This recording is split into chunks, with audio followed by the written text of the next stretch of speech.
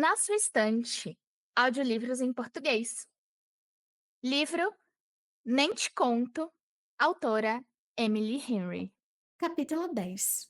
Sábado, 1º de junho. 77 dias até eu poder ir embora.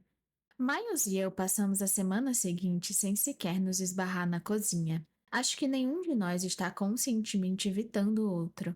É mais como se de repente nós dois tivéssemos lembrado que não nos conhecemos bem e que não temos nada em comum, a não ser o fim dos nossos relacionamentos. Algo hilariante de tão terrível. Voltamos ao território dos acenos educados de cabeça, refeições separadas e conversas monossilábicas. Quando chegamos em casa da praia, Miles fez todo um aceno escrevendo Turismo em Wayne Bay na agenda, ocupando a coluna inteira do domingo, mas desde então não acrescentou mais nada. Conforme se aproxima a hora do meu turno, no sábado de manhã, já estou convencida de que o empenho dele em me mostrar a cidade não passou de um efeito do baseado que compartilhamos. Saio antes que Miles se levante, o sol e os pássaros já a pleno vapor, embora o ar permaneça fresco. Estou adiantada, como sempre.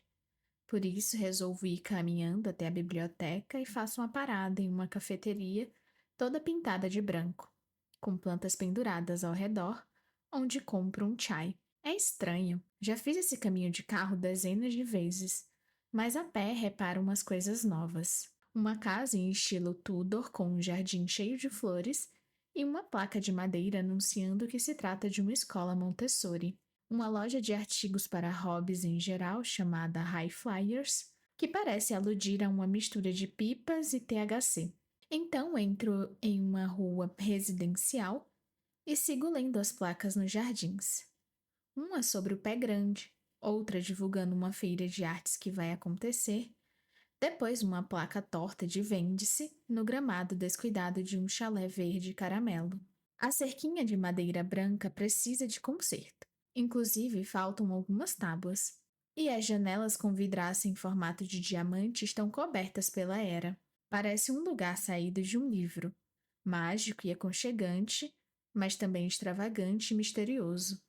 Daquele jeito irresistível das casas de contos de fada. No trabalho, ajudo Harvey a atualizar a programação da semana no quadro de cortiça. A equipe de funcionários da biblioteca pública de Winning Bay é tão pequena que todo mundo faz um pouco de tudo. Fazemos o que precisa ser feito, não importa o cargo que ocupamos. Enquanto prendo no quadro um folheto que convida. Noite do Terrário. Venha aprender a fazer o seu. Harvey diz.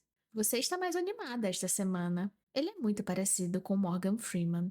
E sua voz, embora mais áspera e não exatamente baixa, tem a mesma seriedade. É uma voz que faz a gente querer deixá-lo orgulhoso.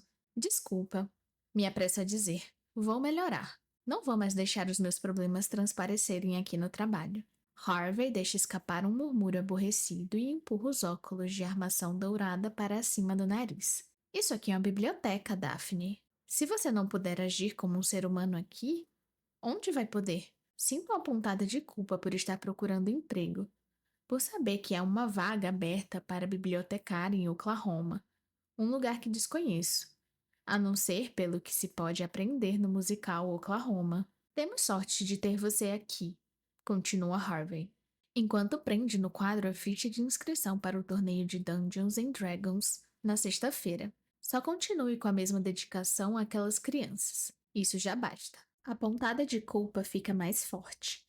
Harvey dá uma batidinha na parede e volta ao escritório, enquanto eu começo a desmontar um origami que usamos para divulgar o Dia do Dinossauro, a fim de abrir espaço para a vitrine do mês do orgulho. Depois ajudo Ashley a finalizar o material de divulgação do Juneteenth, material que celebra o fim da escravidão nos Estados Unidos, e do Loving Day, que celebra o aniversário da decisão da Suprema Corte que legalizou o casamento interracial em todos os estados do país. Enquanto trabalhamos, ela me conta sobre sua primeira saída de verdade com Craig, descrevendo cada mínima informação espantosa com um tom absolutamente monocórdio, enquanto eu me controlo para não fazer xixi na calça de tanto rir. Quando eles chegam à casa do Craig depois do jantar, o homem fez Ashley ficar sentada dentro do carro com ele por 20 minutos enquanto o álbum do Fish acaba de tocar. Depois fez exatamente a mesma coisa quando a deixou em casa. Fico feliz por alguém estar se divertindo com isso, diz Ashley, mas percebo que ela também está gostando de contar a história. É legal, meio que empolgante até. A sensação que agora nós somos meio que amigas de verdade.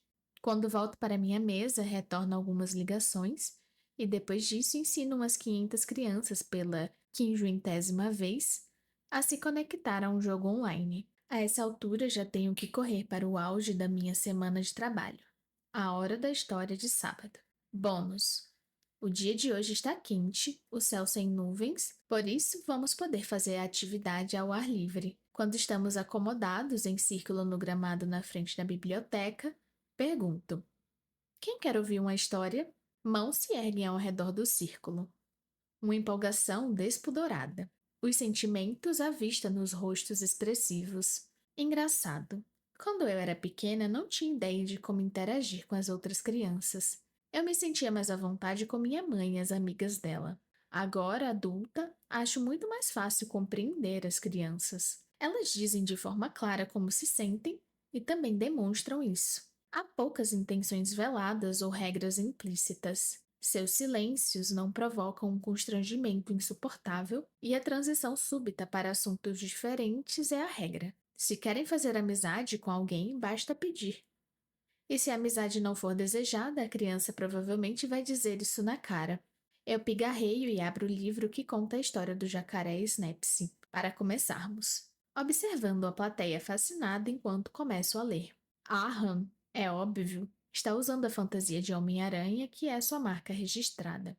Uma menina de 3 anos, Lila, tem molho de tomate espalhado por todo o rosto e pelo macacão, e está chupando uma fatia de limão como se fosse uma chupeta. Basicamente, está tudo certo no mundo. Quando estamos na metade da segunda história, percebo alguém se aproximando, vindo do estacionamento, parecendo trazido pelo sol e pelo sopro de uma brisa de verão.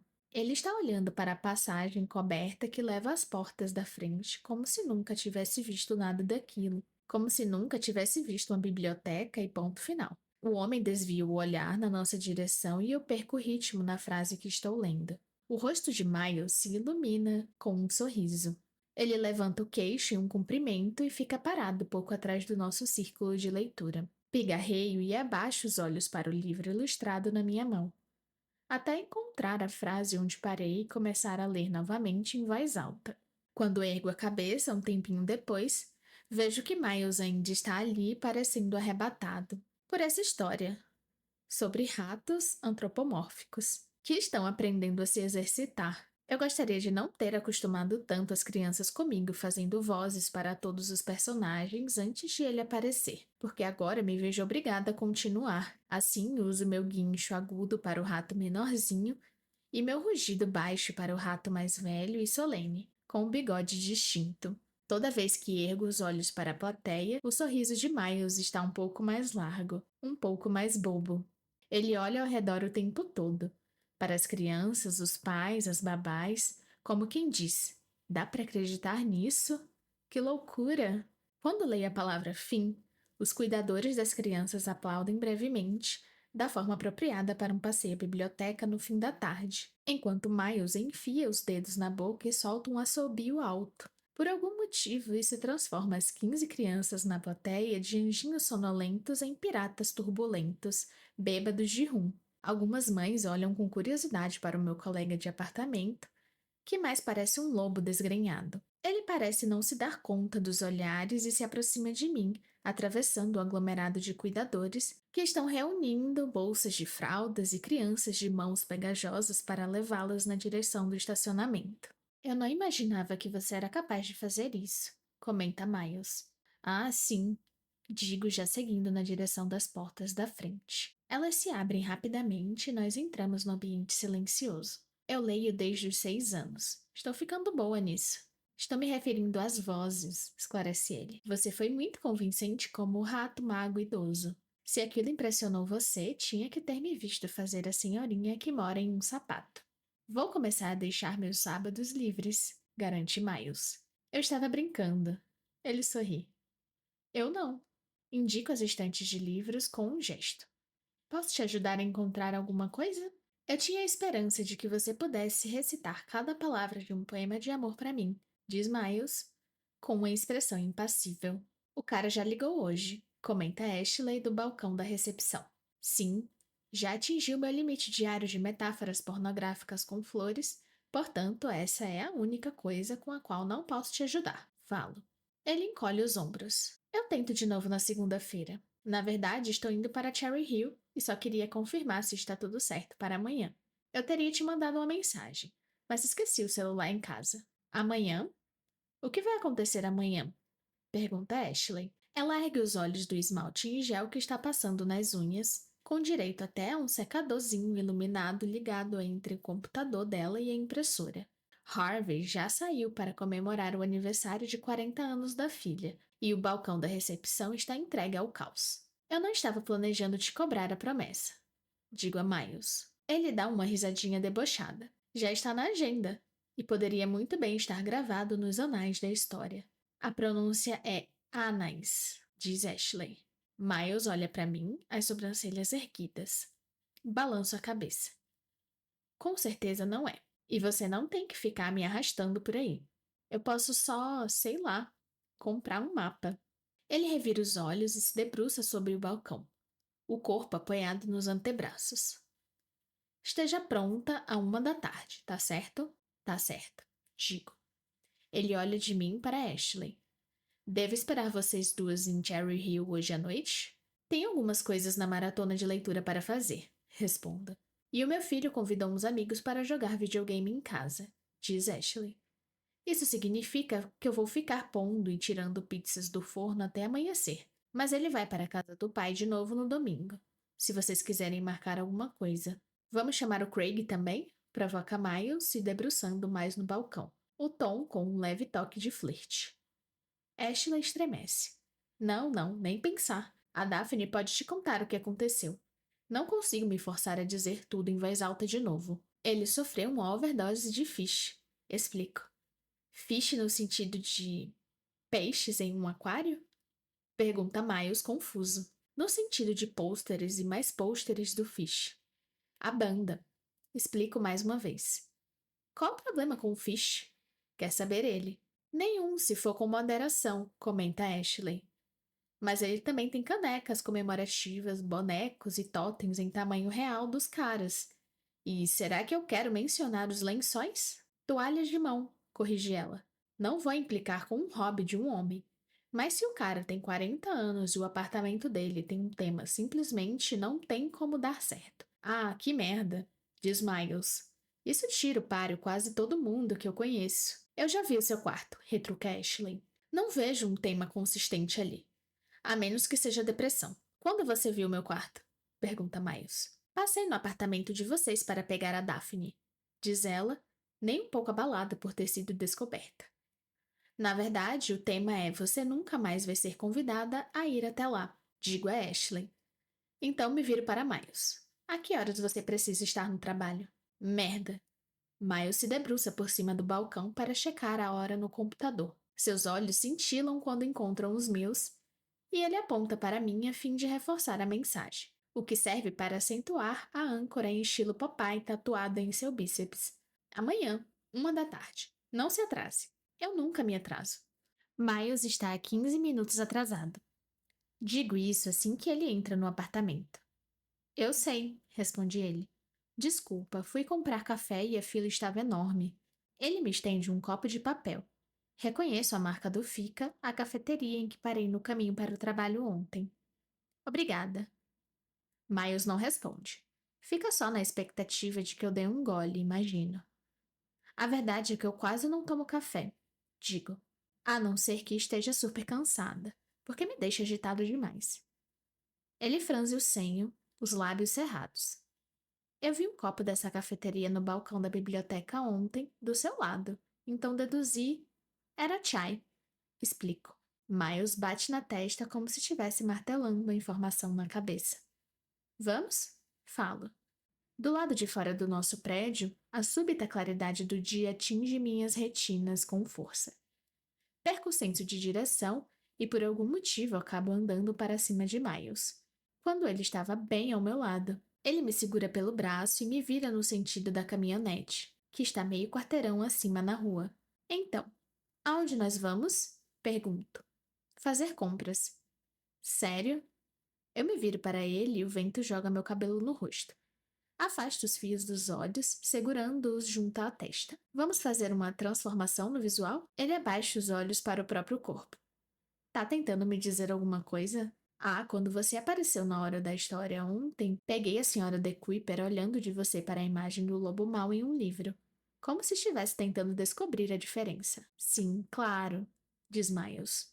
Ela me achou gostoso. Você nem sabe quem é a senhora de Kuiper. Argumento. Todas elas me acharam gostoso. Mulheres de uma certa idade me adoram. Você deve fazê-las se lembrarem de quando eram jovens, digo. E Abraham Lincoln era o homem mais sexy do mundo, segundo a revista People. Ele destranca a porta do lado do passageiro da caminhonete e segura aberta com uma das mãos, enquanto coça o maxilar barbado com a outra. Você acha que eu devia tirar a barba? Acho que você deve fazer o que quiser. Me acomodo no assento rasgado. Mas você não gosta da minha barba. Miles fecha a porta e a janela entre nós está aberta. Acha sua barba meio caótica. Não exatamente ruim. O rosto é seu, Miles. Só a sua opinião a respeito importa. Ele apoia o braço em cima da porta. Bom, Daphne, estou menos seguro de como eu me sinto a respeito depois do comentário maldoso sobre o lobo mau. Não leve a minha opinião a sério demais, digo. Você já sabe que eu tenho um péssimo gosto para homens. E, para ser sincera, começo a gostar dessa barba. O aspecto caótico combina com Miles. Onde nós vamos fazer compras? No supermercado? Num lugar melhor. Ele tranca minha porta, então dá a volta na caminhonete e senta no banco do motorista. No hortifruti? Melhor, repete Miles. Ah, já sei. Falo animada. No hipermercado. Ele ergue os olhos enquanto liga o motor, que engasga um pouco até pegar de vez. Me faz um favor? Pede Miles, o tom tranquilo. Destranque a sua porta. Por quê? Para que eu possa te empurrar para fora do carro enquanto saio dessa vaga. Você não se atreveria, retruco. Jamais, admite ele, e sai com o carro para a rua. Miles nos leva para longe do centro da cidade e do lago, seguindo na direção do campo. A trilha sonora depressiva está a todo vapor no som do carro. Ou talvez Miles só tenha colocado de novo para me divertir. Porque seu sorriso realmente parece mais tranquilo que o normal. O trânsito vai ficando mais tranquilo conforme avançamos para o interior, longe do cenário pitoresco do centro da cidade e dos resorts litorâneos em cores pastel, em estilo vitoriano e colonial revisitado. É fácil esquecer como Union Bay é isolada quando estamos dentro da cidade. Mas em poucos minutos entramos em uma área rural gloriosamente iluminada de sol. Então, de repente, paramos no acostamento. Pelo para-brisa empoeirado, vejo uma barraca verde na beira da estrada, na qual duas mulheres mais velhas usando calça de brim e regata de estampa floral, com viseiras combinando, estão vendendo aspargos. Então, traduzindo, digo: quando você falou que nós íamos fazer compras, estava se referindo a aspargos? Miles me encara com uma expressão levemente ofendida. Esta é só a fase 1, afirma. Desço da caminhonete, a terra da estrada se erguendo a cada passada com as minhas sandálias e sigo Miles até a barraca. Ora, vejam só quem está aqui, diz uma das mulheres. Já de volta? É claro, diz Miles. Barbie, Lenore, esta é a minha amiga Daphne Vincent. Daphne, essas são Barbie Sato e Lenore Papas. É um prazer, digo. A Daphne é mais ou menos nova na cidade, continua Miles. E ela nunca experimentou os aspargos de vocês. É mesmo? A mulher mais baixa, Barbie, se anima e começa a examinar os caixotes.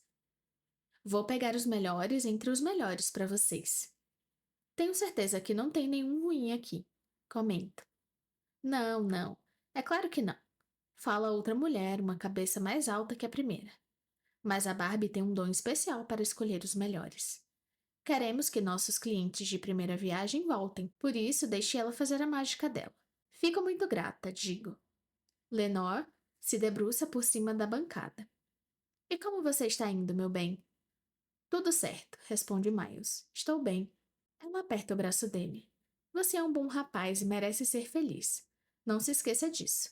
Esses são perfeitos para vocês. Barbie levanta um maço de aspargos que deve conter pelo menos 27 brotos. Ah, sim, estão lindos, concorda Miles enquanto abre a sacola de compras que pegou na caminhonete. A mulher coloca os aspargos ali dentro e ele tira a carteira do bolso. Não, não, não, apressa-se a dizer Barbie. O seu dinheiro não vale nada aqui. Mesmo sob fortes protestos, ele coloca uma nota de US$ 10 dentro do pote de gorjetas delas. Seria um crime não pagar por isso. Tecnicamente, um roubo, acrescenta. Você, tome conta do nosso menino, diz Lenore, o tom severo, mas com uma piscadela. Não tem outro igual. Estou percebendo, observo. Elas paparicam um pouco mais Miles enquanto nos despedimos e voltamos para a caminhonete empoeirada. E sinto o rosto doer pela tentativa de manter um sorriso tão solar quanto o delas. Assim que entramos no carro e estamos fora do alcance dos ouvidos de Barbie e Lenore, sussurro. Você não estava brincando quando comentou sobre o efeito da sua barba em mulheres mais velhas. Ele ri. Não, elas odeiam a minha barba. Só gostam de mim porque eu gasto uma fortuna com os aspargos que elas vendem e com o milho mais pra frente no verão. Deixo escapar uma gargalhada enquanto voltamos para a estrada. Miles, tenho certeza que as duas teriam te dado todo o lucro da barraca e tudo o que tem naquele pote de gorjetas. Quantas espigas de milho um homem precisa comer para conquistar esse tipo de adoração? Não é um homem, diz ele. Caramba! Um Walt Whitman moderno. Não, estou dizendo que elas são nossas fornecedoras. Nossas? Pergunto. De Cherry Hill, explica ele. Diante da minha expressão confusa, ele volta os olhos da estrada para o meu rosto algumas vezes. Eu sou o comprador da vinícola. O que significa isso? Significa que o nosso chefe, Martin, monta alguns cardápios diferentes a cada estação. E eu encontro os melhores ingredientes que consigo para ele.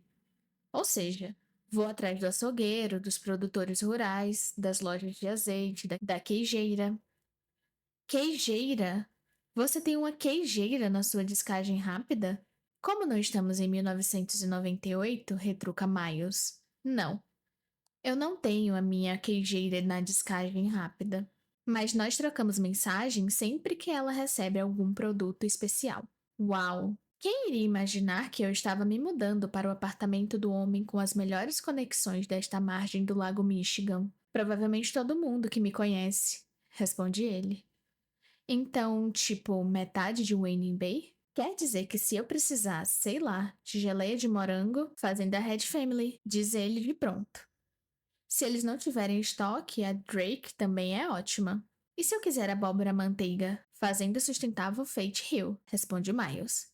Abre a boca para comentar, mas ele acrescenta. Infelizmente, eles não têm nenhuma ligação com a cantora country. Franzo o senho. Que pena. Eu sei. E se eu precisar de vagens? Pergunto. Fazenda de vagens, Ted Gangers. E se eu precisar matar alguém? Gil, do frigorífico. Responde Miles sem nem parar para pensar. Diante da minha expressão horrorizada, ele solta uma gargalhada. É brincadeira, Daphne. A verdade é que o Gil mencionou que estava procurando um lar para uma ninhada de gatos. Não sei se a clientela de Cherry Hill é chegada nesse tipo de aventura culinária, digo. Para sorte deles, o chefe Martin também não é, mas eu andei pensando em adotar um gato. Mais um motivo para eu me mudar para Maryland, declaro. Sou alérgica. Esquece o gato. Não desista do seu gato hipotético por minha causa, Miles. A Barbie e a Lenore provavelmente me matariam se eu te roubasse essa alegria. O gato é só um sonho impossível, diz ele. Depois de passarem a infância com o Gil, não tem como eu conseguir dar a um desses gatinhos a vida a que ele se acostumou. É verdade. Você não tem tanto couro, nem uma moto com um sidecar minúsculo e um capacete ainda menor. Ai, meu Deus. Isso seria fofo pra cacete, diz ele, os olhos castanhos profundos cintilando com uma expressão encantada. Miles liga o pisca-alerta quando nos aproximamos de uma barraca de cerejas. Ali, basicamente, se repete o que aconteceu na barraca de aspargos, a não ser pelo fato de que, no lugar de Barbie e Lenore, estão Robert Pye, um cara corpulento de 40 e poucos anos, e Robert Jr., um garoto magro e alto que pode ter qualquer idade entre 11 e 22. Dessa vez eu insisto em pagar pelo menos 2 sacos de cerejas, e quando voltamos à caminhonete, Miles fica me olhando em expectativa, ainda sem prender o cinto de segurança e com o motor desligado. Você não vai experimentar? Isso é algum tipo de tara sua? Pergunto. O alto das bochechas dele fica vermelho.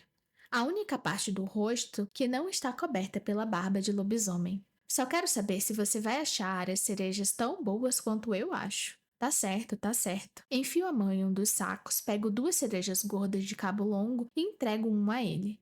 Como se houvesse alguma contagem regressiva invisível, fazemos contato visual e colocamos as cerejas na boca no mesmo instante. É doce sem ser exagerada. Ácida sem provocar aquela sensação de estar mordendo metal e suculenta, mais que qualquer cereja que eu já comprei no mercado. Tão suculenta que quando mordo, o suco rosa escapa pelos meus lábios e escorre pelo meu queixo. E embora há menos de 2 segundos eu estivesse determinada a não deixar escapar nenhum som, não consigo conter um entusiasmada, seguido por um uau. Miles sorri. Pega um guardanapo do Big Louis no console do carro e seca meu queixo antes que eu acabe toda melada de suco de cereja. Ele amassa o guardanapo e enfia em um copo de papel vazio que está encaixado no porta-copos da cabine. Então cospe o caroço da cereja ali e segura o copo para mim, para que eu faça o mesmo. Um gesto estranhamente íntimo que me dá a sensação de que fiquei com as entranhas expostas ao sol por alguns minutos a mais do que deveria, e que elas vão torrar se não forem recolhidas de imediato. A melhor cereja que você já comeu, deduz Miles. Para ser bem sincera, eu nem sabia que gostava de cereja até este exato momento. Também não era chegado antes de mudar para cá, diz ele. De onde você é mesmo? Pergunto. Desculpa, eu esqueci. Miles desvia os olhos dos meus. Não, tudo bem. Ele liga o carro. Sou de Illinois. E como veio parar aqui? Miles olha por cima do ombro antes de voltar para a estrada. Vim atrás de uma garota. Petra? Ele balança a cabeça, negando. Ah, a outra namorada. Digo. A primeira das duas, confirma ele. Dani. Na verdade, ela é prima do chefe Martin. Ele e o marido começaram Cherry Hill e o Martin ofereceu um emprego para Dani no salão de degustação. Aí ela conseguiu um emprego para mim também e nós viemos de Chicago. Terminamos alguns meses mais tarde. Àquela altura eu não queria mais ir embora daqui e a Dani queria. Então ela voltou para a cidade grande. É por isso que você acha que eu não devia ir embora? Pela possibilidade de 1% de a Petra e o Peter decidirem ir primeiro? Eu te disse, responde Miles. Acho que você não devia ir embora porque eu não quero que você vá. E a minha felicidade é muito importante. Você ouviu a Barbie e a Eleanor? Ouvi. E eu me lembro da letra da segunda estrofe da balada que elas cantaram sobre você. Aquilo não foi nada, diz ele. Espera até conhecer o Clarence da Fazenda de Lavanda. Ou você é o homem mais simpático do planeta, declaro, ou é um serial killer de nível internacional. Por que eu não posso ser as duas coisas? Clarence deve ser no máximo 5 anos mais velho que Miles e eu. Tem a fala mansa e o cabelo ruivo encaracolado. Ele não é fazendeiro, só trabalha na lojinha que funciona no chalé caiado além das fileiras de flores roxas vibrantes, cercadas de abelhas. Eles vendem tudo de lavanda. Spray de lavanda para casa e sabonete de lavanda com limão. Panos de prato com estampas delicadas de lavanda, feitas por um artesão local. E um roupão fofinho com lavandas bordadas nos bolsos, feito por outro artesão local. Mas desconfio de que o verdadeiro motivo para Miles ter me trazido aqui é o biscoito amanteigado de lavanda e a limonada de lavanda com mirtilo. Miles compra um biscoito para cada um de nós e Clarence coloca 6 no nosso pacote. Acho que vou levar alguma coisa para a Ashley, digo. Espera, talvez eu deva levar tudo. Assim ela vai ser forçada a ter uma casa com tema de lavanda. Não sei porque ela ficou tão apavorada com o amor do Craig pelo Fish. Diz Miles, pegando o pacote de biscoito, o copo de limonada dele e abrindo caminho até o pátio com a vista para os campos de lavanda. Dá pra ver que o homem sabe assumir um compromisso. E isso é coisa boa. Ele para, me dá um biscoito e pega outro para si. Então desvio o olhar enquanto dou uma mordida. O que faz com que eu me pergunte se realmente consegui constranger Miles com um comentário sobre a Tara. Uma semana atrás eu jamais teria imaginado que alguma coisa pudesse deixá-lo com vergonha. Divino, declara. Miles fica tão feliz de um jeito tão óbvio com o meu comentário que não consigo evitar sentir uma pontada de profundo afeto por ele. Mas isso logo é abafado por uma pontada bem mais dolorosa. Porque no estacionamento vejo um homem alto e elegante e musculoso sair de um BMW conhecido, o sol refletindo em seu cabelo dourado muito bem penteado e fazendo cintilar os olhos verde esmeralda. Aqueles olhos passam direto por nós e se fixam na loja, enquanto ele caminha na direção dela. Então se volta de repente para mim. Nossos olhares se encontram. O calor gostoso que eu sentia no estômago se transforma em um nó desconfortável. Peter tropeça, por um instante parece que ele vai cair de cara e deslizar pelo cascalho banhado de sol. Mas aquele é Peter. Nada tão banal quanto a gravidade conseguiria derrubá-lo. Miles segue meu olhar no momento em que Peter volta a atravessar o estacionamento. Então sussurra baixinho. Que merda. Já é ruim o bastante esbarrar tão cedo com Peter, mas esbarrar com ele aqui, neste lugar sobre o qual ele nunca me falou. Menos ainda pensou em me trazer. Dá a sensação de um tapa na cara estranhamente específico. Como se fosse um lembrete de que ele nunca se dedicou de verdade a saber se eu estava feliz aqui, se eu havia me apaixonado pela cidade.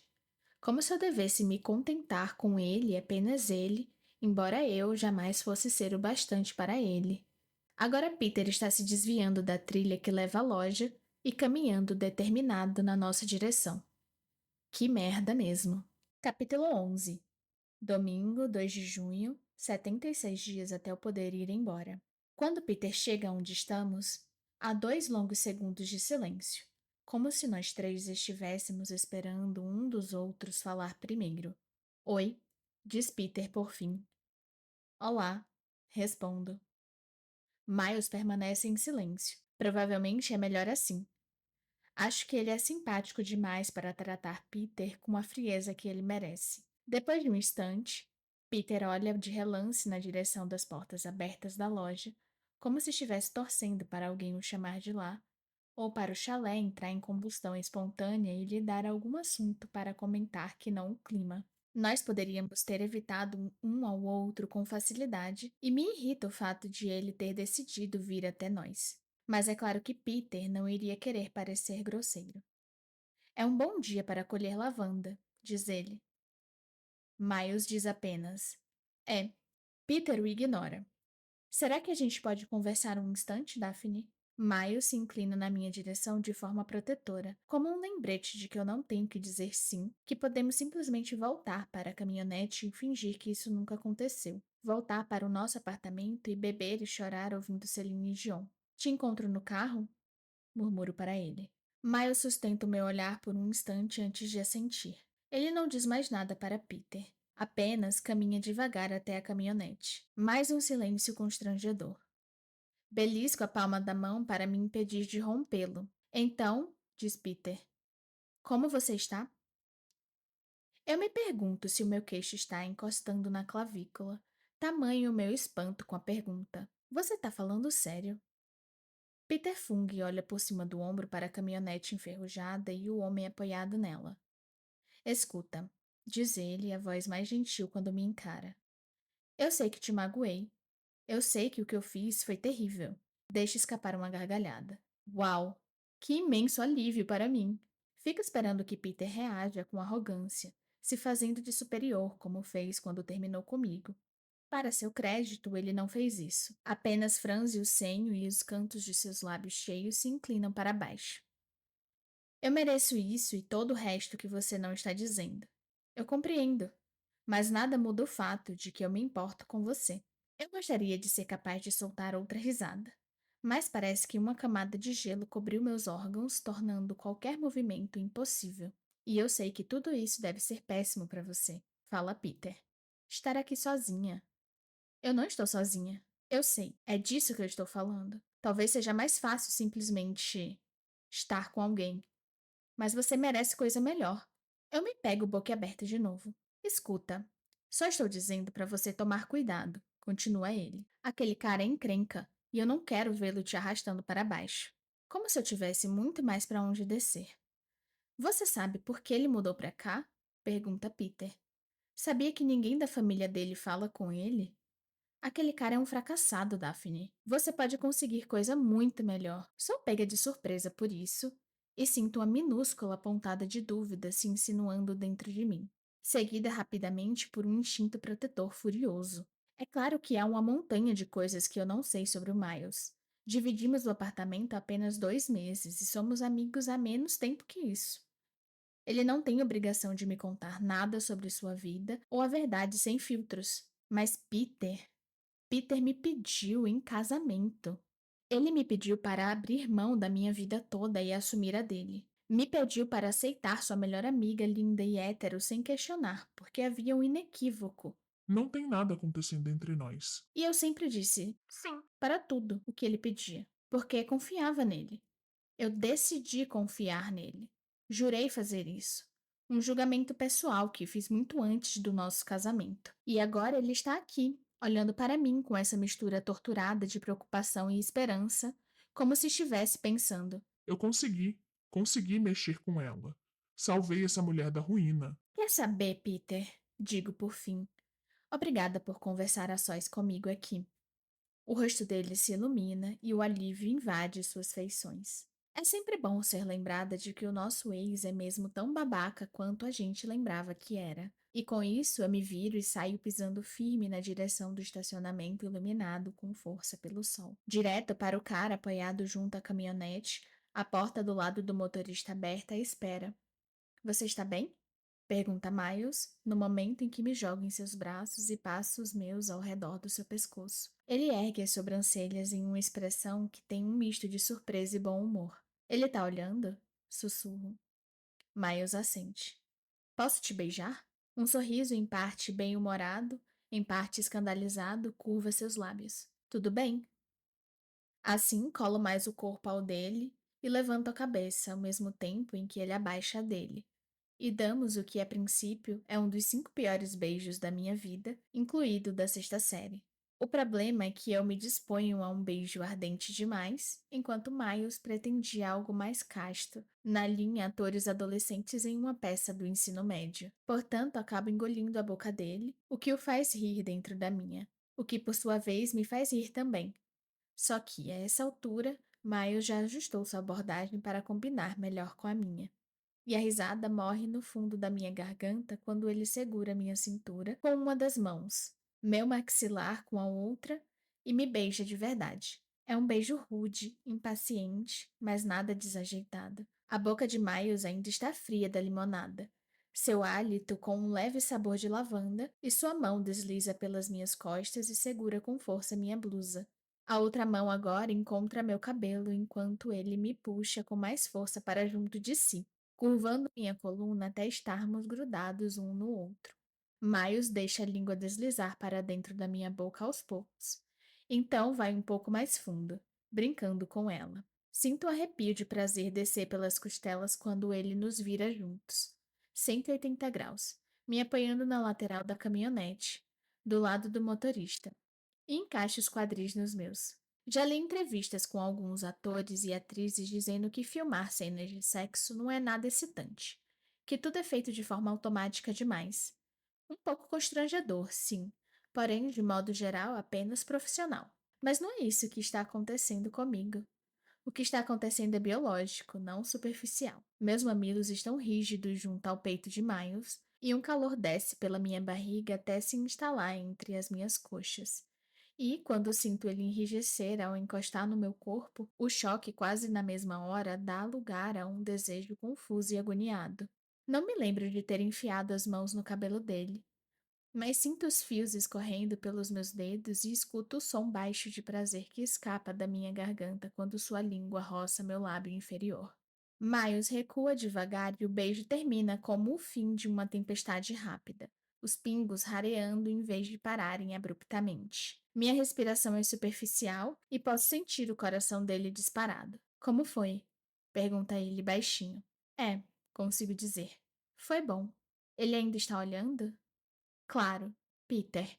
Como Miles mudou nossa posição, agora sou eu que estou de frente para a loja e o pátio adjacente. Peter não está olhando. Nem sei se ele ainda está aqui. Ou ele está dentro da loja, ou entrou no carro e foi embora. Sem esticar o pescoço para examinar o estacionamento de forma ostensiva, Não dá pra ter certeza. O calor sobe pelo meu pescoço até a testa. Não. Miles afasta os dedos do meu maxilar e sua outra mão relaxa contra as minhas costas. Vamos embora? Pergunta. Sim. Respondo com uma voz aguda e me espremo para passar entre ele e a caminhonete. É bom estarmos no carro dele. Não tenho a menor condição de dirigir.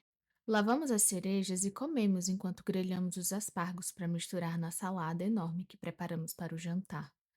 Nenhum de nós toca no assunto do beijo, e não sei dizer se Miles sequer voltou a se lembrar do fato depois que saímos da fazenda de lavanda.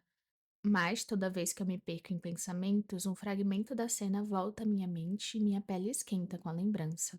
Por um lado, parece que talvez eu tenha tido um mero sonho erótico muito real com Miles e só precise agir com naturalidade até que o outro sonho libidinoso com, sei lá, o Papai Noel ofusque o anterior.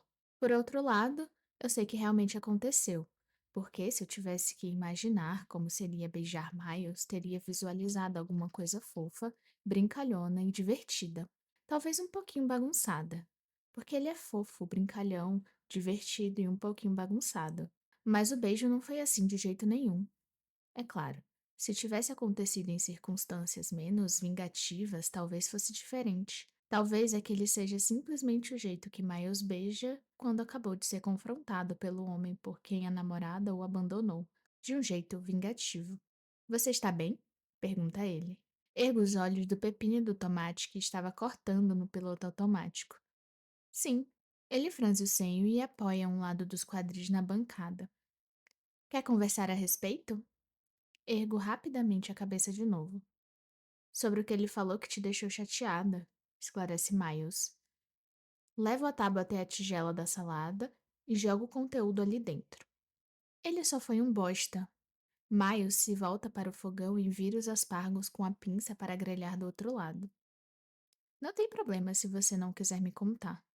Depois de vários segundos, digo: Você estava certo, quando falou que ele ainda tem ciúme. O Peter não consegue suportar o fato de que qualquer pessoa possa gostar de você. Ele acha que é, sei lá, uma condenação direta ao caráter dele. E sabe de uma coisa? Talvez seja. Miles inclina a cabeça com um sorrisinho astuto. Isso não tem a ver comigo. Tem a ver com você. O Peter quer vocês duas. Ele está com a Petra, mas ainda quer você apaixonada por ele. Claro, porque se eu tiver interessada em alguém totalmente diferente dele, é um golpe pro ego dele. Eu me corrijo na mesma hora. Você entendeu? Se ele achar que eu estou namorando com alguém super diferente dele. Miles balança a cabeça. Não acho que seja isso. O Peter tomou uma decisão radical e agora que a empolgação inicial está passando, ele deve estar se perguntando se fez a coisa certa. Então, quando te vê com outra pessoa, ele lembra como era estar com você. Eu me pego mordendo o lábio inferior.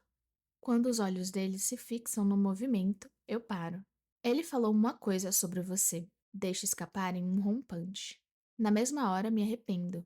Miles ergue as sobrancelhas. Ele só estava sendo um bosta, repita. E me deixou com raiva. E foi por isso que eu... Ele cruza os braços, a expressão neutra agora. E a expressão de Miles muito raramente está neutra. O que ele falou? Sinto a garganta apertada. Antes de mais nada, tenha em mente que você não me deve nenhum tipo de explicação. Daphne, chama Miles como quem diz, vá direto ao ponto. Ele disse que a sua família não fala com você. A reação é imediata e nada sutil. Um lampejo de choque, mágoa. Ele se vira e volta a mexer nos aspargos. O Peter foi um babaca, digo. Miles assente, sem me encarar, os ombros rígidos, muito diferente da sua postura, em geral relaxada e lânguida. Volto a falar.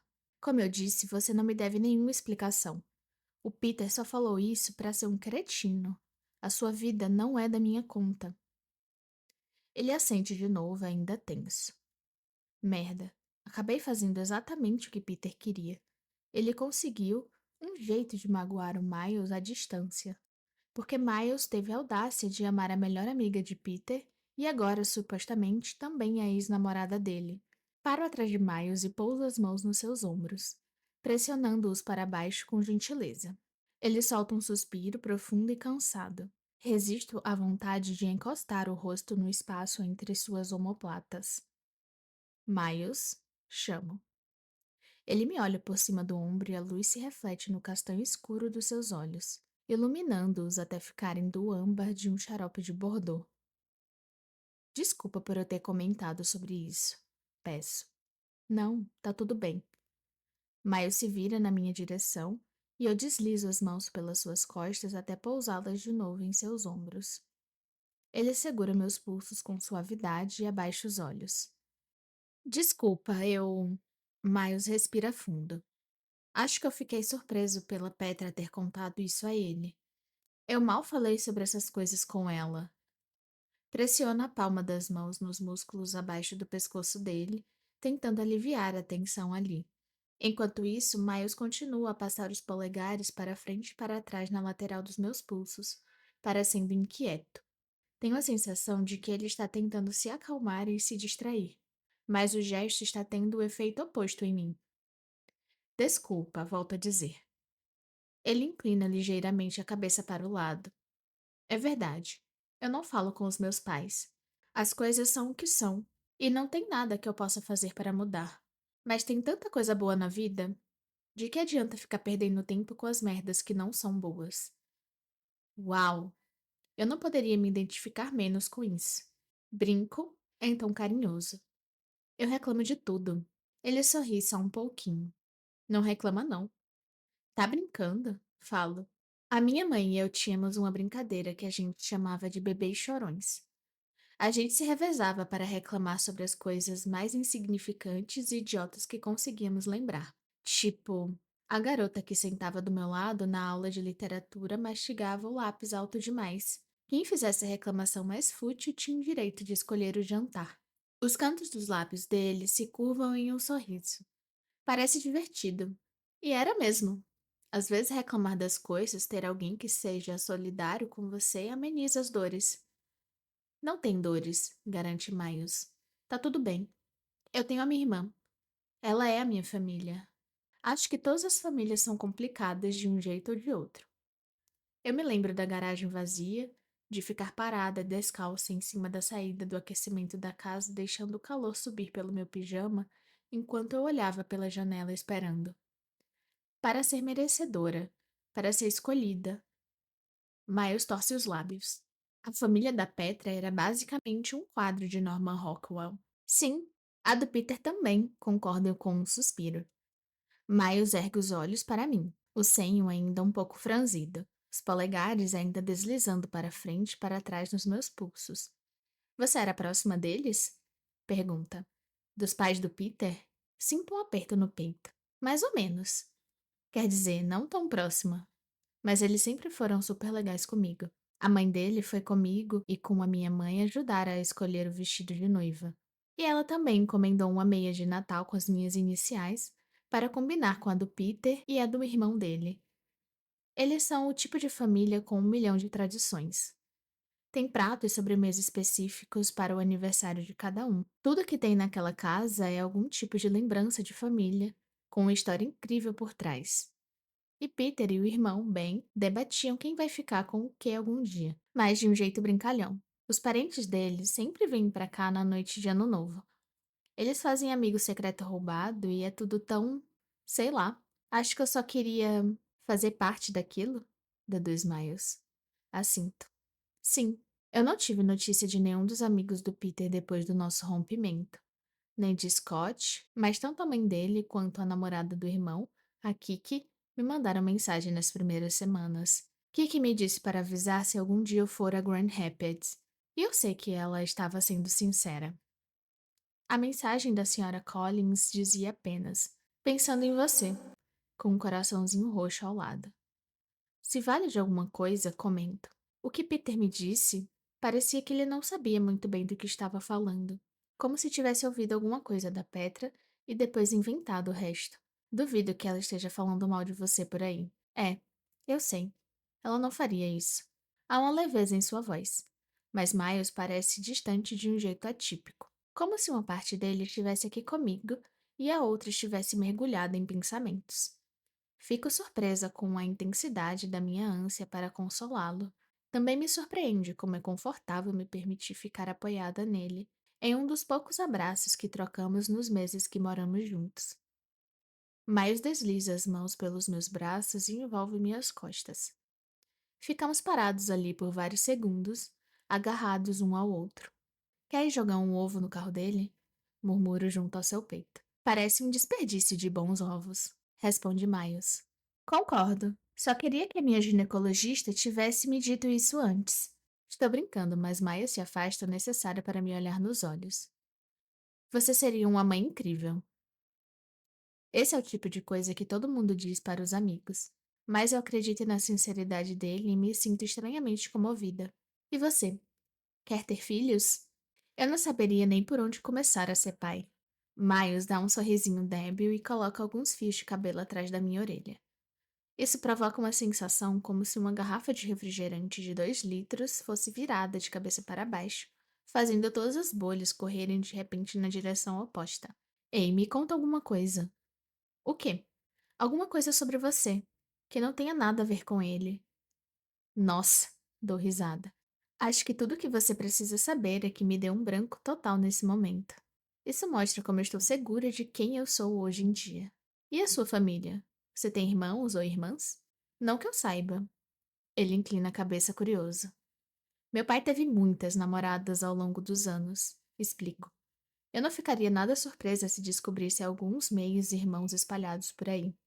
O seu pai e a sua mãe não se casaram de novo? Pergunta Miles. A minha mãe nem voltou a namorar depois que se separou do meu pai. Ela ficou arrasada demais? A pergunta me faz rir. Ocupada demais. Quando eu era criança, minha mãe trabalhava muito para conseguir pagar as contas, e ela sempre disse que preferia passar o tempo livre dela comigo. Quando fui para a faculdade, achei que ela faria algumas tentativas. Em vez disso, minha mãe passou a levar muito a sério as aulas de CrossFit e fez um monte de amigos. Ela passa o tempo basicamente se exercitando com uma amiga chamada Pam, ou tendo aulas de arte com uma mulher chamada Jem, ou tomando vitamina com as duas. Mas ela é feliz de verdade com a vida que leva, que é o que importa. No momento em que digo isso, sinto uma pontada dolorida. Sei que minha mãe estava sendo sincera sempre que me disse que eu poderia ir morar com ela, em seu apartamento minúsculo. No entanto, pela primeira vez desde que eu me entendo por gente, vejo minha mãe tentando uma vida realmente plena, que não se resume a tomar conta de mim. Na semana em que Peter terminou comigo, precisei passar 2 horas ao telefone com ela para convencê-la a não cancelar o mochilão de 5 dias que havia combinado com Pam, porque ela ficou insistindo em vir cuidar da filha arrasada. Minha mãe já passou tempo demais da vida dela largando os próprios interesses por minha causa, porque sabia que ficava tudo nas costas dela. Eu posso muito bem chorar no colo dela no fim do verão, durante minha visita já agendada, depois da maratona de leitura. CrossFit, comenta Miles pensativo. Isso explica tudo. Explica o que exatamente? Os gritos e o barulho de metal batendo em metal que escuto do meu quarto quando você coloca a ligação no Viva Voz. Ah, não, digo. Não tem nada a ver com isso. Não quero saber de mais nada. Ele se junta à brincadeira. Minha curiosidade desapareceu. As minhas ligações agendadas com Christian Grey são completamente triviais. Miles franze o senho. Quem? O personagem de um livro, explico. Deixa pra lá. Ah, eu não leio muito. Eu sei que isso é possível, mas ainda assim, sinceramente, não consigo compreender que uma pessoa não goste de ler. O que você gosta na leitura? Pergunta Miles. Tudo. Os lábios dele se curvam em um sorriso. Fascinante. Eu gosto da sensação de que posso viver quantas vidas eu quiser, digo. E qual é o problema com esta vida? Diante da minha expressão significativa, ele solta uma risadinha. Tá certo, mas nós somos mais do que aconteceu em abril. Vamos nos concentrar em nossas coisas. Tipo, como começou? Quer saber mais? Sua história com as bibliotecas. Volto mentalmente ao período da pós-graduação, antes mesmo da faculdade, até o primeiro momento em que eu me lembro de ter amado uma história. De ter a sensação de estar vivendo dentro dela. Mesmo ainda criança, fiquei perplexa por alguma coisa imaginária poder se tornar tão real. a ponto de conseguir mobilizar todas as minhas emoções ou de me deixar com saudade de lugares onde eu nunca estive. Com Nárnia, digo a ele. Ah, desse eu já ouvi falar. Desde que o Sr. Túmino surgiu diante daquele poste de luz coberto de neve, o mundo em que a gente vive nunca mais bastou para mim. Quem é Sr. Túminos? Pergunta ele. Achei que você já tivesse lido, reclamo. Não, eu ouvi falar, corrige Miles. Quando eu era criança, nunca lia por diversão. Sou disléxico. Ler um livro demora demais. E audiolivros? Pergunto. Isso também conta? É claro que conta, garanto. Ele estreita os olhos. Tem certeza? Sou bibliotecária, digo. Se alguém tem condições de decidir o que conta ou não, sou eu. O sorriso dele fica mais largo e ruguinhas aparecem no canto dos olhos. Por um segundo ficamos parados ali, um pouquinho próximos demais. Ou talvez seja um espaço totalmente normal, mas o beijo de repente começa a vibrar através do meu corpo e não paro de revivê-lo em pensamento. As mãos de Miles ao meu redor, o sabor de lavanda e limão na sua língua, nossas costas curvadas na mesma direção. Ele ficando duro. Tenho quase certeza de que consigo ver a cena sendo repassada nos olhos dele também. Merda. Miles se afasta de mim. Os aspargos. Ele tenta arrancar um dos brotos esfumaçados da grelha, mas tira a mão rapidamente, sibilando, e tateia em busca da pinça antes de fazer uma segunda tentativa de passar os aspargos para a travessa. Enquanto isso, fico parada onde estou, esperando a vibração assentar. Capítulo 12. Quinta-feira, 6 de junho. 72 dias até eu poder ir embora. Mesmo nos melhores momentos da vida, não é aconselhável começar a cobiçar seu colega de apartamento. E não estamos nem perto de um bom momento na vida. Tento empurrar a lembrança do beijo para o fundo da mente, junto com qualquer curiosidade restante em relação à boca de Miles, mas não é fácil. Na quinta-feira, vou pegar um copo d'água à tarde da noite, no momento exato em que Miles está enchendo um copo para ele na cozinha escura, sem usar nada além de um short de ginástica, com aquela variedade incoerente de tatuagens espalhadas pelo peito reduzida a manchas escuras. Pedaços dele que eu já tinha visto, mas não depois do beijo. E agora me pego com uma curiosidade insaciável. Quero saber mais sobre os pratos equilibrados à perfeição na balança de Libra, sobre a ilustração do homem na lua, a ferradura que por algum motivo parece meio torta, a frutinha vermelha, um morango talvez. Oi, diz Miles, a voz rouca de sono. Precisa de alguma coisa? Levanto rapidamente o olhar culpado para o rosto dele. Não.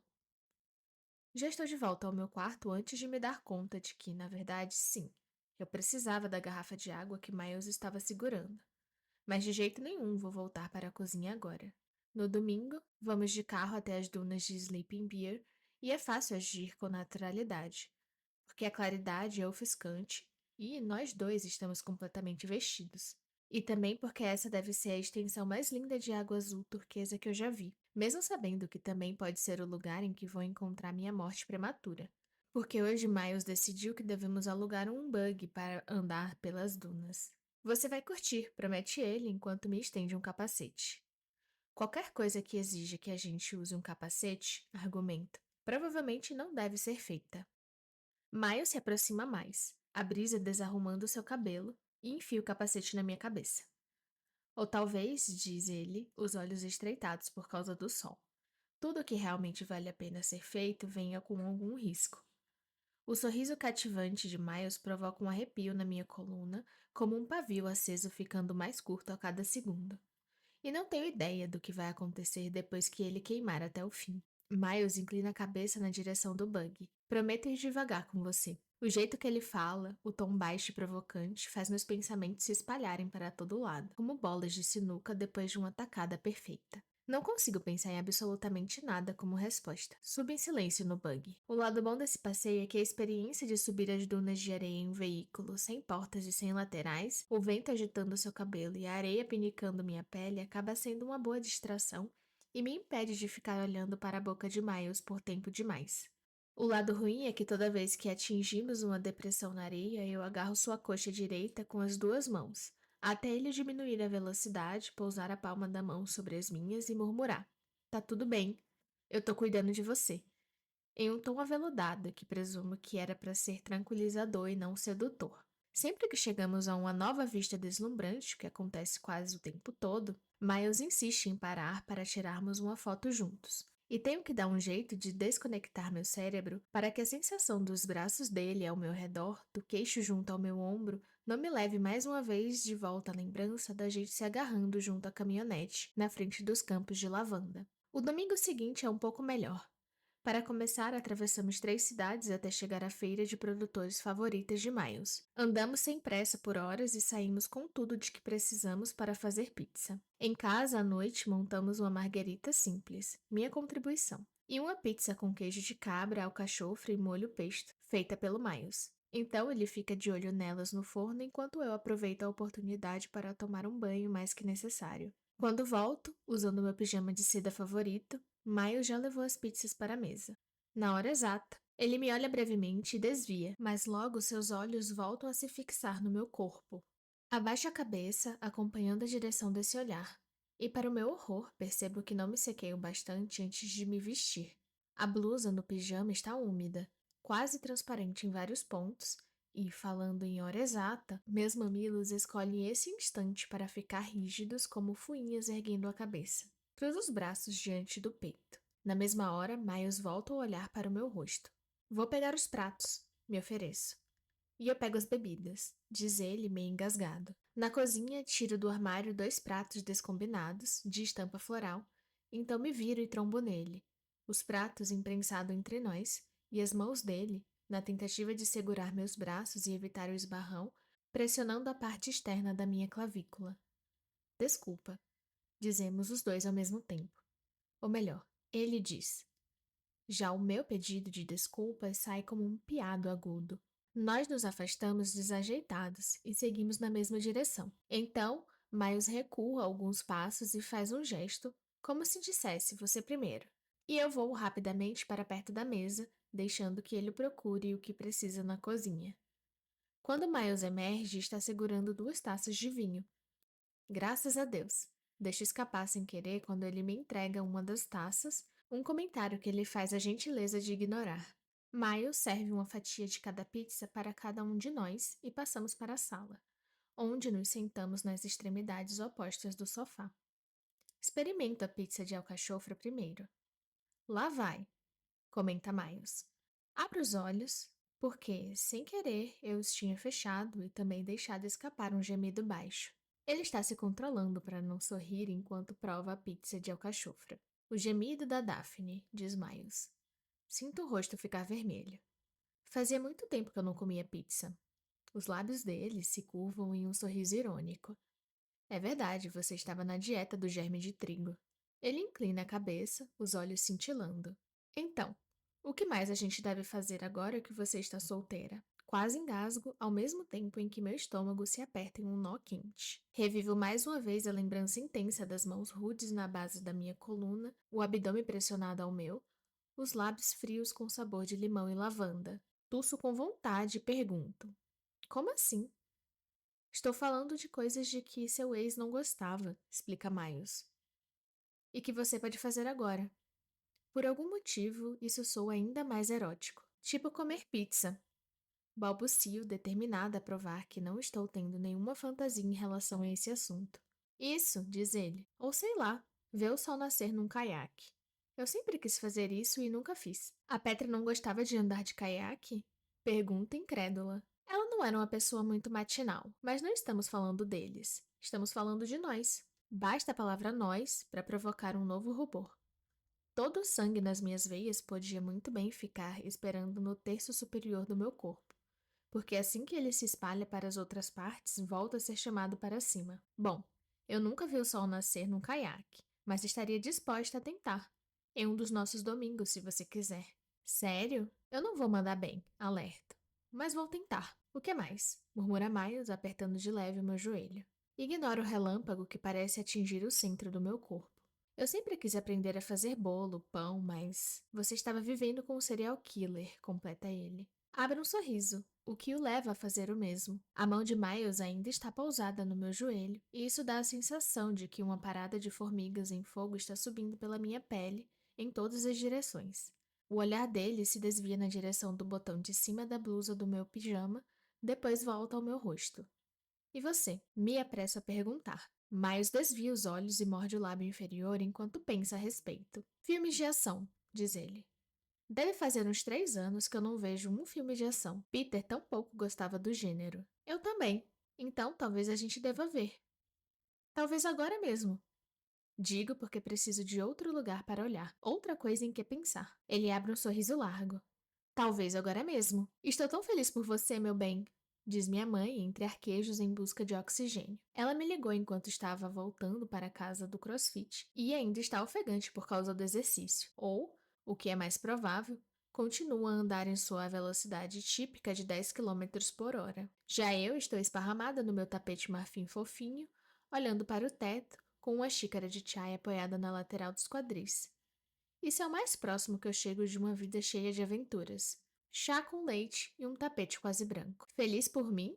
Repito. Feliz por você não é a reação que se espera depois de contar que uma colega de trabalho teve que banir temporariamente um cliente que arrancou um computador da parede. Estou feliz por você ter feito uma amizade com a sua colega, explica minha mãe. Eu também. Acho que eu não tinha me dado conta de como estava solitária nesta cidade, mesmo depois do rompimento com Peter. Ashley e eu não tivemos outra noitada desde a visita ao bar de vinhos. Duke é um pai presente, mas ela tem a guarda e a agenda de Mulder é cheia de atividades extracurriculares. Porém, só os almoços que passamos a fazer juntas nos food trucks em frente à biblioteca já me fazem sentir mais em casa em Wayne Bay. Só estou feliz por você estar se dispondo a ter novas experiências, a conhecer pessoas novas. Diz minha mãe. A sua vida pode ser absolutamente plena mesmo sem um relacionamento romântico. Veja o meu exemplo. Ou ela tem uma libido muito mais baixa que a minha, ou está conseguindo queimar essa energia arremessando pneus em um piso de concreto. Talvez minha mãe seja mesmo um exemplo. Talvez eu deva me juntar a alguma turma de atividade física. Não crossfit, mas uma modalidade em que seja possível passar mais tempo deitada de costas olhando para o teto. Yoga? Eu poderia, pelo menos, começar a ir caminhando para o trabalho agora que moro mais perto. Você sabe, meu amor, continua minha mãe, que sempre tem lugar para você aqui. Estou falando sério. Analisando apenas o que se refere ao espaço físico, isso não é verdade. Obrigada, mas eu preciso ficar aqui durante o verão. Claro, claro, lembra ela. A maratona de leitura. Eu não mencionei o outro motivo. A agência de turismo de um homem só é de Wayne Bay, que fica do outro lado do corredor do meu apartamento. Minha mãe é ligada demais para que eu possa falar disso sem que ela repare na minha clássica paixonite pós-rejeição amorosa. E eu sei que qualquer atenção extra só vai fazer o problema durar mais. E você tem como pagar o aluguel nesse meio tempo? Pergunta ela. Não vou pegar dinheiro emprestado com você, mãe. Eu não me importo, diz ela. Tá tudo bem. E é verdade. Mas ainda que não fosse, eu não pegaria um centavo com ela. Por anos depois que os dois se separaram, meu pai tratou minha mãe como um caixa automático, e ela o ajudou todas as vezes, até eu completar 18 anos. Como se fosse uma porcaria de pensão alimentícia reversa, em que ele era criança e minha mãe tinha obrigação de sustentá-lo. Ela dizia que não podia deixar meu pai na pior, que não era certo. Mas a coisa mais engraçada aconteceu quando ela parou de dar dinheiro a ele. Meu pai ficou bem. Minha mãe já cuidou de outras pessoas pelo equivalente a 2 vidas. E se meu pai consegue se virar sem ajuda, posso fazer o mesmo. Quando eu me mudar, vai ser porque encontrei não só um bom emprego, mas também o meu canto. Um lugar que eu tenha condições de pagar com o meu dinheiro. Está tudo sob controle, prometo a ela. Minha mãe parece ter parado de caminhar e provavelmente está recuperando o fôlego diante da porta. Você sempre teve uma determinação de aço. A quem será que eu puxei? Brinco. Não tenho ideia, retruca ela, impassível. Nós nos despedimos, dizendo eu te amo mais de sempre, e volto a ler um livro no estilo Goonies, que foi enviado à biblioteca para leitura antecipada para o público entre 7 e 10 anos. Depois de um minuto, porém, pego o celular e mando uma mensagem para Ashley. Você conhece alguma boa aula de yoga para iniciantes? Ela responde apenas com reticências. Retornam com um ponto de exclamação. Ela manda. Não acredito em exercícios organizados. não tem ideia do que Ashley quer dizer com isso. Ela acrescenta: tá querendo entrar em forma? Procurando um hobby, respondo, porque mais amigos soa desesperado demais. Tem que ser com exercício? Pergunta Ashley. Não. Quando vejo que ela está digitando, já me adianto. Mas não estou interessada em um grupo de crochê da biblioteca. Tem uma coisa melhor, escreve ela. Você está livre na quarta depois do trabalho? Escuto uma batida na porta do quarto e deixo o celular de lado. Entra. A porta é aberta devagarinho e Miles entra, o cabelo molhado do banho, a barba apontando em todas as direções. Oi? Oi. Digo, então me dou conta. Hoje é sexta-feira. É, confirma ele. Você não devia estar no trabalho? Ele encolhe brevemente os ombros. A Kátia precisava de mais horas. Quer ver outro filme? Temos assistido a um filme por noite desde domingo. Especificadamente comédias de ação muito exageradas que eu sempre presumi que tinham sido feitas para ser vistas quando as pessoas estão chapadas. Mas acabo descobrindo que também são ótimos filmes para se ver quando você está sóbrio e tentando não pensar em se jogar em cima do seu colega de apartamento. Estar deitada no chão do meu quarto minúsculo enquanto ele paira acima de mim desse jeito, por exemplo, está muito longe do ideal. Eu me sento de repente e derrubo o chai no processo. Merda. Maio sai do quarto e volta com a toalha de mão, que joga para mim. Não para mim. Em mim. A toalha acerta meu rosto. Você agarra bem, diz ele. Obrigada. Pego a toalha e seco o chá. Quando vai ser a exibição? Na hora que você quiser, afirma Miles. Me dá 2 minutos. Vou fazer pipoca, avisa ele. 5 minutos depois, estamos acomodados para o nosso ritual. As duplas esquisitas são totalmente clichê e previsíveis. E mesmo assim funcionam. O cara grande e o pequeno.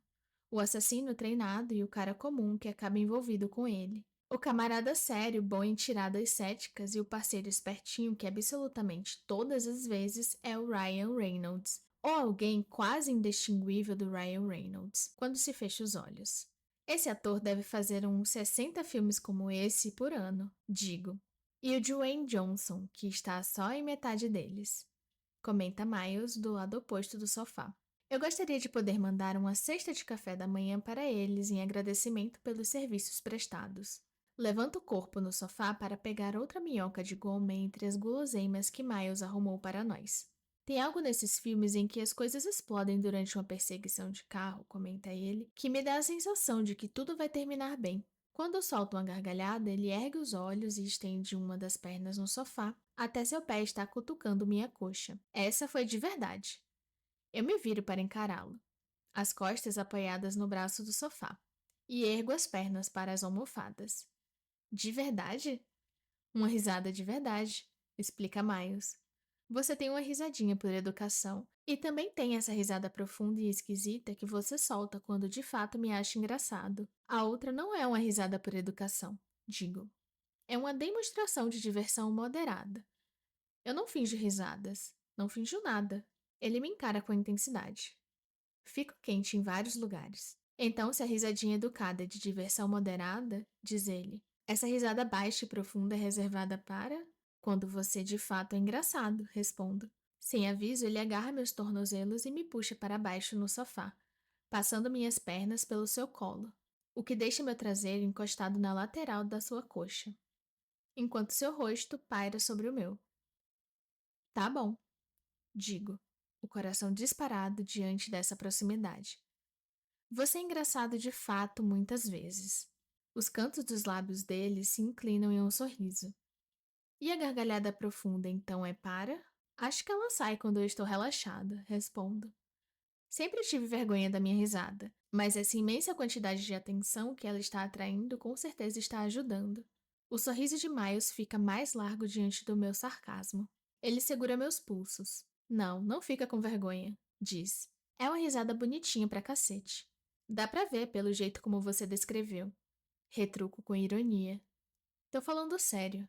Ele levanta meus pulsos e pousa minhas mãos frouxas nas laterais do seu rosto, como a versão adulta e barbuda de Macaulay Culkin em Esqueceram de Mim.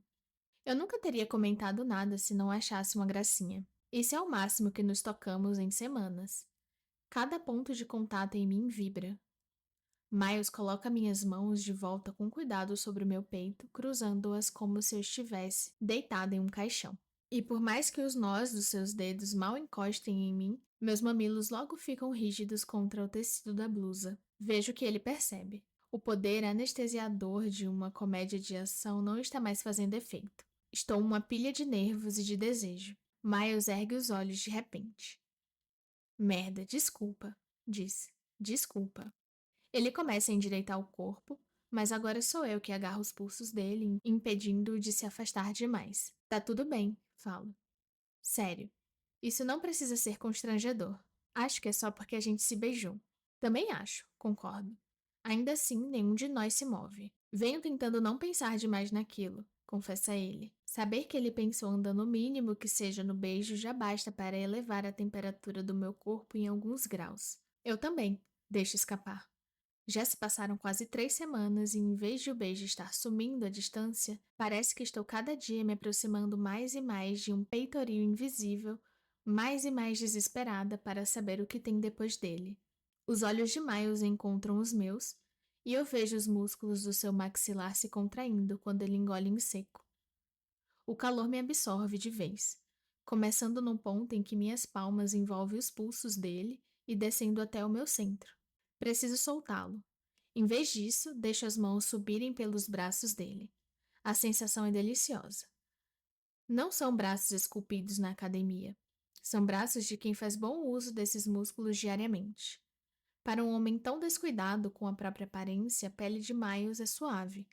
Os pelos nos braços finos e macios. Meus dedos acompanham por instinto o caminho das veias até os bíceps, com a tatuagem da âncora em um deles e o desenho old school de um pássaro no outro. Sigo a curva dos seus ombros, como se acompanhasse um fluxo irrefreável. Quando passo as mãos pela sua nuca, Miles se debruça sobre mim, lentamente. Uma das mãos pousada com cuidado na minha cintura. Há um momento de hesitação conforme nossas bocas se aproximam. Eu devia dizer alguma coisa, romper essa tensão que só faz crescer. Em vez disso, levanto o queixo na direção dele. O primeiro roçar dos lábios de Miles é suave.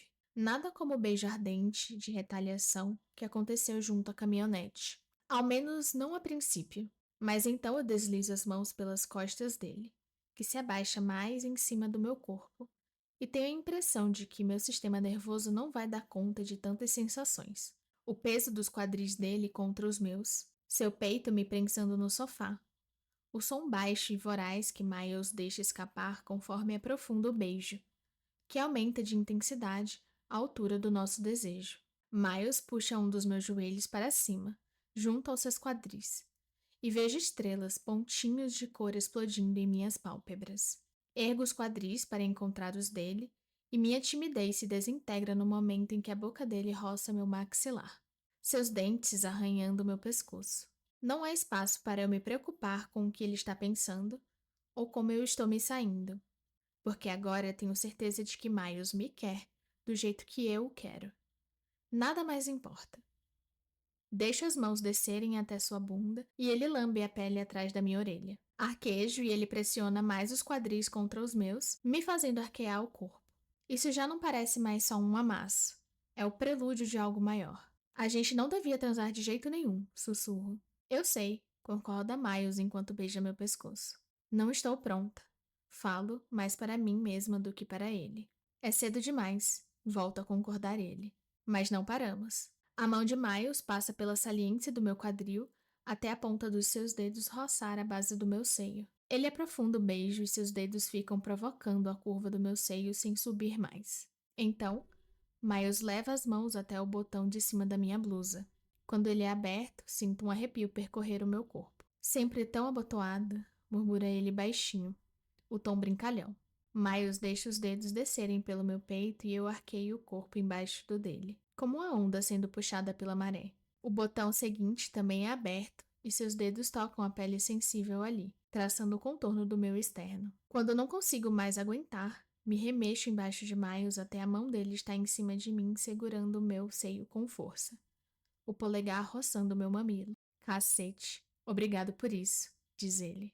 Levanto mais o corpo na direção de Miles. Ele abre com pressa o botão seguinte e beija o espaço entre meus seios. a mão ainda me segurando com força. Tentamos mudar de posição. Ele de volta para o fundo do sofá, eu deslizando para frente. Mas quase caio. Miles me segura a tempo de me puxar de volta junto ao seu corpo, e nós dois rimos, uma risada vagamente histérica. Estou sem prática, diz ele, a voz rouca, de dar uns amassos no sofá. Acho que ele não pretendia falar como um convite, mas poderia facilmente se transformar em um. Estamos a menos de 5 metros dos quartos. Se formos para qualquer lugar perto de uma cama, vou transar com Miles. E eu quero muito transar com ele. Só não quero destruir meu arranjo de moradia, tipo 1% mais. O que eu tô fazendo? Penso.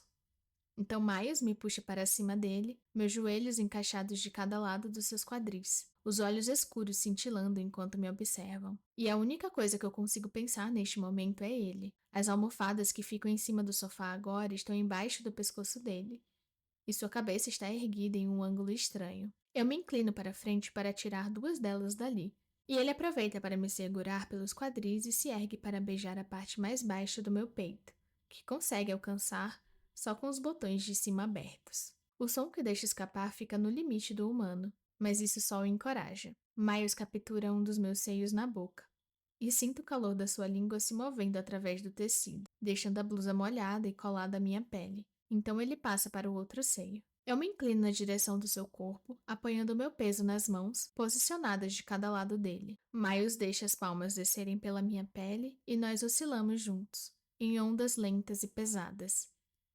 Ele afasta a abertura central da minha blusa para o lado, desnudando metade do meu peito. Caramba, Daphne, murmura. E puxa o decote aberto para o outro lado, erguendo o corpo bastante para conseguir capturar a pele agora nua com a boca. Solto um grito de desejo. As mãos frias de Miles sobem pela minha pele febril, por baixo da blusa, seu toque quase tão dolorosamente suave quanto os movimentos urgentes da sua língua ao longo do meu corpo. Ele abaixa as mãos para envolver minha cintura e se afasta. Sinto o ar frio atingir minha pele. Você é tão gostosa, diz Miles, a voz rouca. Sinto a onda de calor descer da base do meu cabelo até as coxas. Essa não é uma palavra que eu já tenho ouvido muito. Uma gracinha, fofa, às vezes bonita. Nunca gostosa. Você também. Mal consigo me fazer sussurrar de volta. Os olhos de Miles parecem muito escuros e inebriados conforme ele ergue um pouco o meu corpo e coloca a mão entre nós, a palma no meio das minhas coxas. Fecho os olhos quando sinto essa mão pressionar o meu centro. Me inclino mais na direção dele, querendo me aproximar mais do seu toque, e mordo seu pescoço. Eu me sinto como se fosse outra pessoa, alguém que faz isso o tempo todo. Como se não fosse nada demais estar montada no colo do meu colega de apartamento, deixando ele me lamber e me morder. Sinto o abdômen dele se erguer e abaixar em uma respiração profunda. Daphne, murmura Miles no meu ouvido. O som sai um pouco agudo, trêmulo. Eu sei que a gente falou que não vai transar, mas posso te tocar? Murmura ele junto ao meu pescoço, a mão ainda se movendo, lenta e pesada. Sinto sentindo a garganta apertada demais para falar. Ele pousa a mão mais uma vez no meu abdômen antes de mergulhá-la dentro do short do meu pijama. Tão gostosa, murmura Miles de novo, e beija meu pescoço enquanto sua mão continua a descer pelo meu corpo, a ponta dos dedos se curvando para cima e para dentro. Eu arquejo e me ajusto ao toque dele. Sua outra mão desce até minha bunda e me agarra, me guiando na direção do seu toque. Adoro os sons que você faz, diz ele, a voz ainda rouca. Estou mais ou menos consciente de que, em outra vida, isso seria absurdamente embaraçoso. Nesta, só consigo deixar meu corpo acompanhar o movimento dele e continuar a permitir que ele provoque seja qual for o som de desejo desesperado que quer arrancar de mim. Minhas mãos tateiam o jeans que ele usa, e Miles me ajuda. Um instante depois, minha mão está ao redor do seu sexo, o dele no meu, e Miles também está gemendo agora. E é muito provavelmente o som mais excitante que eu já ouvi. Então o celular dele começa a tocar em cima da mesa de centro. Nós dois olhamos na direção do aparelho. Espero para ver se Miles vai querer parar.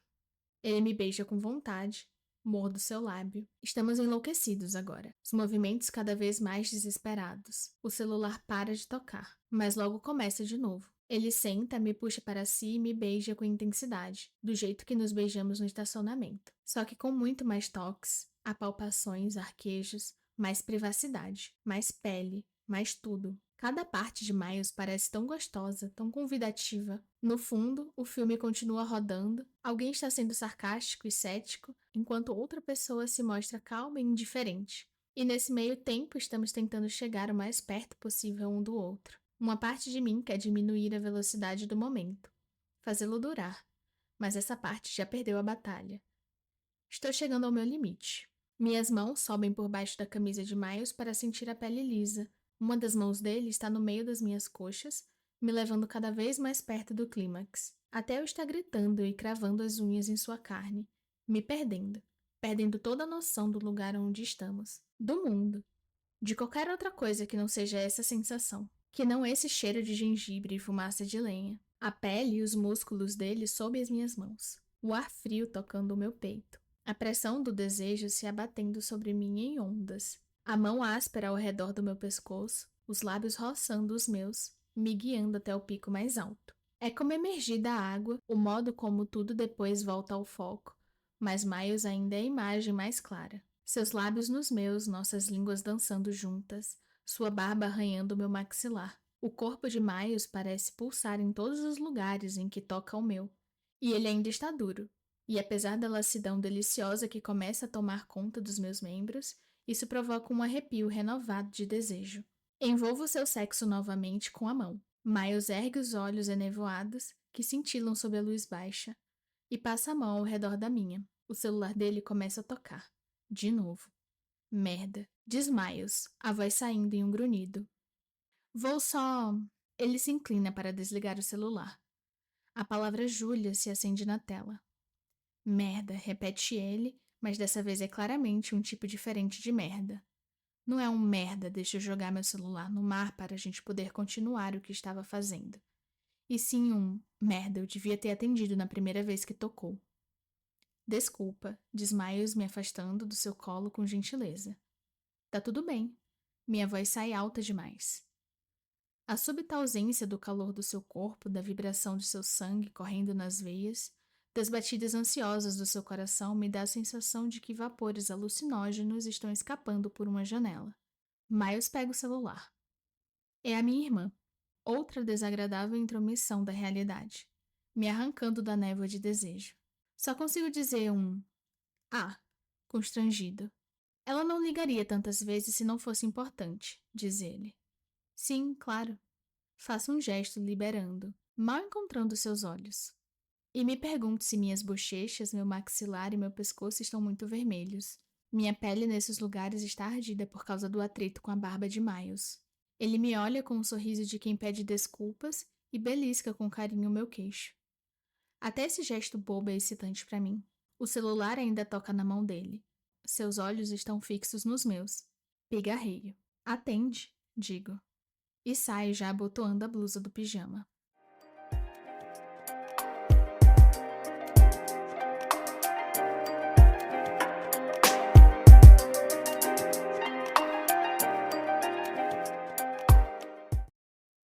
Na Sua Estante, audiolivros em português.